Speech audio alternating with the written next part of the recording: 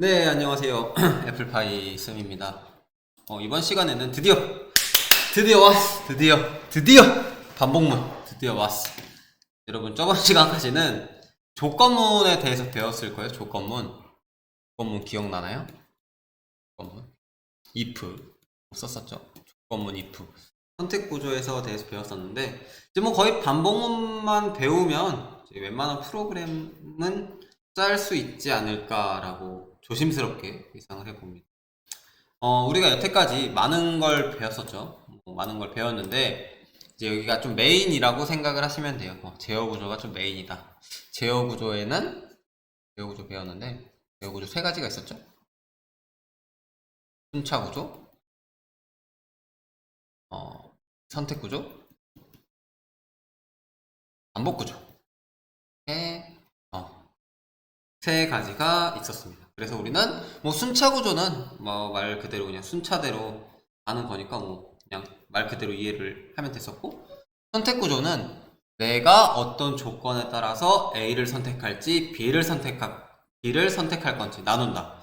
내가 아침에 일어나서 5분 더 잘까 10분 더 잘까 뭐 이렇게 선택을 하는 것처럼 어떤 조건에 따라서 그 조건에 맞춰서 선택을 해서 어떤 결과, 두 개의 선택에 따라서 조건에 따라서 결과가 달라지는 게 바로 이 선택 구조라고 했었고, 선택 구조에서 앞에 쓴 if, 즉 조건문에 대해서 여러분이 배웠습니다.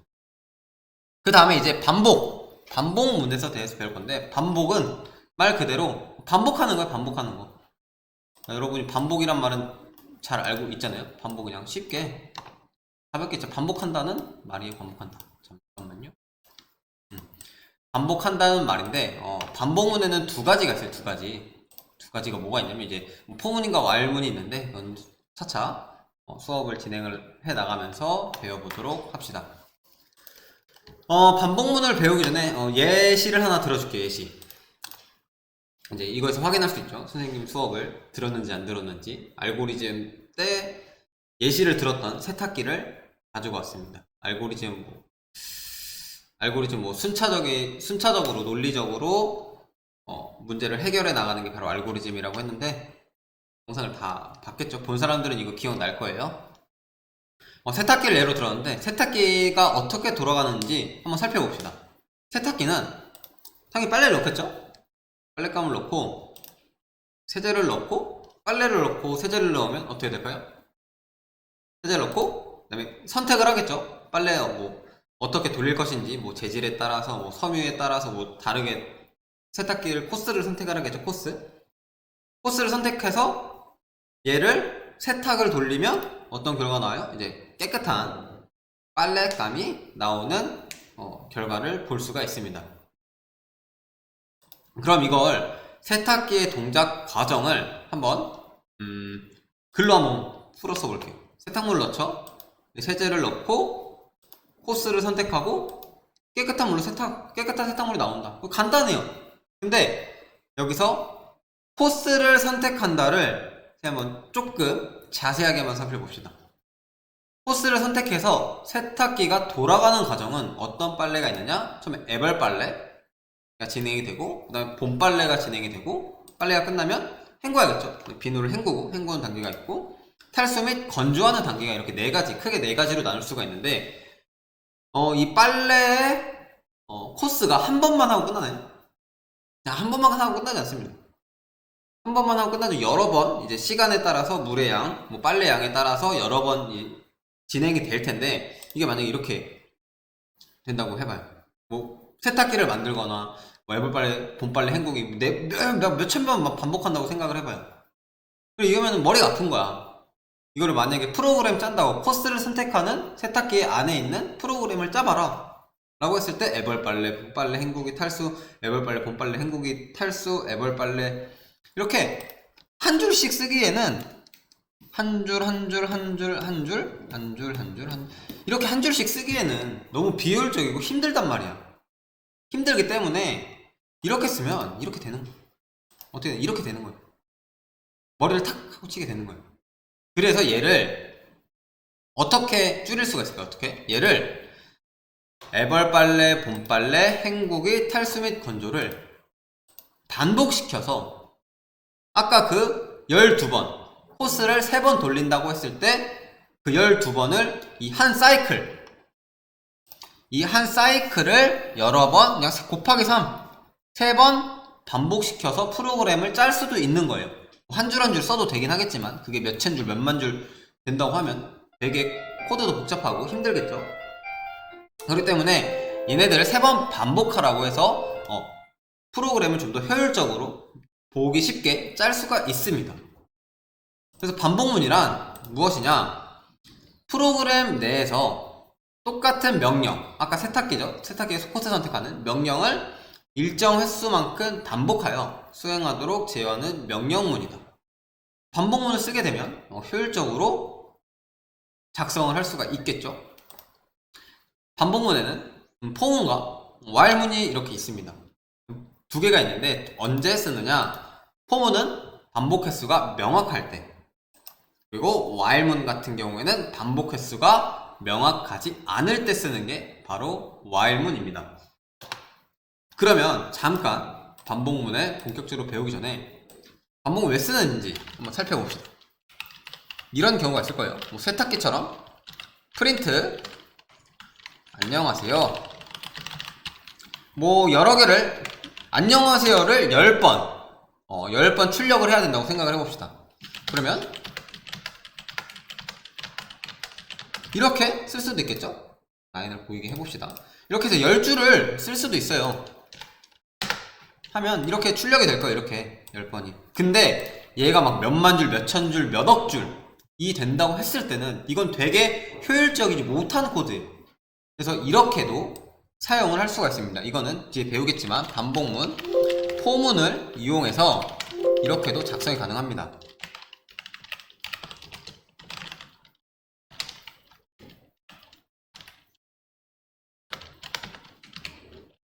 이렇게 작성을 하면 자동적으로 하나, 둘, 셋, 넷, 다섯, 일곱, 여덟, 아홉, 열 똑같은 결과인데 아까랑 다르게 프린트 10번을 쓴 거랑 다르게 출력이 똑같은 결과를 나오게 할 수가 있다는 거예요. 이렇게 반복문을 왜 쓰는지에 대한 조금 이해를 하셨으면 좋겠습니다. 그래서 반복문에는 포문과 while문이 있는데 포문은 반복 횟수가 명확할 때 쓰는 거고 while문 같은 경우에는 반복 횟수가 명확하지 않을 때 쓰는 것이 while문이다. 그럼 우리는 이번 시간에 뭘 배울 거냐? 먼저 while문에 대해서 조금 배워보도록 하겠습니다. 조건문을 한 친구들은 되게 접근하기 쉬워요. while문의 기본 구조, 즉 while문을 어떻게 쓰느냐? while문은 위에 써있듯이 while을 쓰고 조건을 달아주는 거예요. if에 쓰듯이 조건을 달아주고 그 조건에 따라서 콜론을 작성을 해주면 이 조건에 맞으면 아래에 문장이 수행하도록 적을 수가 들여쓰기를 통해서 아래 수행할 문장들을 적어주면 되는 거예요. 그럼 이 조건에 만족할 때까지 이 수행할 문장들이 계속 수행이 되게 됩니다. 그러면 자 봅시다. 간단하게 while을 쓰죠. while을 쓰고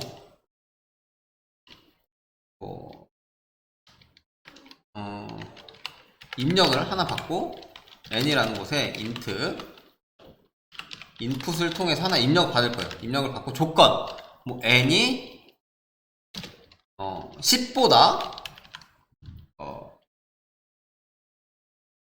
몇 가지 할까요? 10보다 크면 조건을 달아주는 거죠. 프린트 애플파이 쌤을 계속해서 출력을 하는 거예요. n이 10보다 크면 이 조건에 따라서 n을 입력을 받는데 n이 10보다 크면 프린트 애플파이 쌤을 계속해서 출력하라는 명령을 한번 실행을 시켜봅시다. 그럼 이제 입력을 받으려고 나오겠죠? 입력을 받으려고 나올 거예요.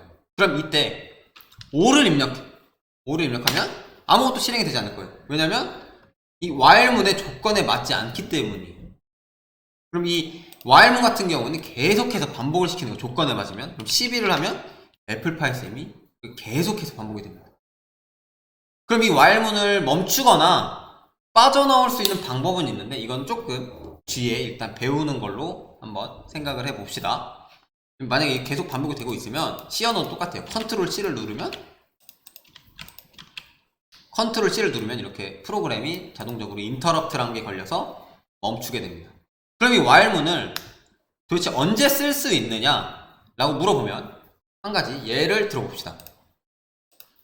예를 들어서 여러분 이제 교통카드를 쓸 거 아니에요. 교통카드 다 쓰겠죠. 교통카드를 학교 올 때나 뭐 집 갈 때 교통카드 쓸 텐데, 교통카드에는 아마 while문과 비슷한 형태의 프로그램이 되어 있을 것 같은 뭐 짐작을 할 수 있을 것 같아요. 만약에 교통카드에 14,000원이란 게 있어요. 그럼 나는 버스를 몇 번 탈 수 있을까? 라고 궁금해 할 거 아니에요. 여러분 교통카드 충전할 때 1250원씩 빠져나가겠지만, 그럼 이렇게 예시를 들 수가 있겠죠. n에 내 지갑에 뭐 머니라고 해볼까요? 머니에 14,000원, 정수 14,000원이 있어요. 그럼 여기서 카드라고 합시다. 카드 교통카드에 있어요. while 반복해라, 뭐 이런 프로그램 짜여져 있을 것 같아요. 내 교통카드에 1250원, 내 카드 1250원보다 크면 내 카드의 잔액이, 카드를 탈 수 있는 거잖아요. 그럼 카드를 찍어야겠죠? 카드에 1250원을 빼고 프린트 버스를 탈 수 있습니다 를 출력을 하는 거예요. 출력을 하고 남은 잔액도 알려줘야 돼. 남은 잔액은 %D입니다. 포매팅을 활용을 해봅시다. 그 다음에 카드를 작성을 하고 프린트 최종 남은 잔액은 %D1입니다 라고 하면, 여기도 포매팅을 카드라고 하면 실행을 시켜봅시다. 그럼 이제 계속해서 돈을 쓸 거예요. 내가 14,000원 있었어. 그럼 얘를 조건을 만족하네. 그럼 얘는 카드를 쓸 수 있겠구나. 근데 내가 찍는 순간 돈이 빠져나갈 거니까 얘랑 거의 동시에 이루어지겠죠. 카드에서 1250원이 나가는 화면이 보이면서 버스를 탈 수 있습니다. 남은 잔액은 얼마입니다 라고 쭉 가다가 이제 1,500원이 됐어요. 1,500원이 되면 여기 이 조건, 이 카드에 1,500원이 남아있으니까 얘는 만족은 하는 거예요. 그리고 이제 카드에서 여기서 1,500원에서 1,250원을 빼서 여기 250원이 돼요. 카드에. 그러면 버스는 이미 찍으면서 동시에 탈 수 있다고 나올 거기 때문에 탈 수 있습니다. 남은 잔액은 얼마입니다 라고 하고 카드에 잔액을 250원이 남았다고 표시를 해주겠죠. 그럼 이제 카드에 250원이 남았던 거예요. 그러면 그 다음에 250원이라는 금액이 쭉 올라가겠죠. 다시 이 while문으로 올라가는데 카드에 250원이 남아있기 때문에 이 조건을 만족하지 않는 거예요. 왜냐하면 카드에 지금 250원이 있기 때문에. 만족하지 않기 때문에 이 while문, 들여쓰기를 통해서 한 이 while문의 명령문들이 실행이 되지 않고 while문을 빠져나와서 프린트 최종 남은 금액은 얼마입니다. 최종 남은 금액은 250원입니다. 얘를 출력하고 프로그램이 마무리되는 것을 알 수가 있습니다. 이렇게 아마 교통카드에는 이런 프로그램이 되어 있지 않을까 싶네요. 영상은 while문에 대한 뒤에 또 브레이크라는 문이 있어요. while문과 함께 쓰이는 브레이크라는 문이 있는데 브레이크 문은 다음 시간에 조금 더 심한 내용으로 조금 더 다루기로 하고, while문의 기초, while문이 반복문이고 while문은 어떨 때 쓰고 while문의 조건을 다는 방법까지 여러분이 반드시 꼭 기억해 주시고 있길 바라겠습니다. 이번 while문 영상은 간단하게 여기까지 진행하도록 하겠습니다. 안녕.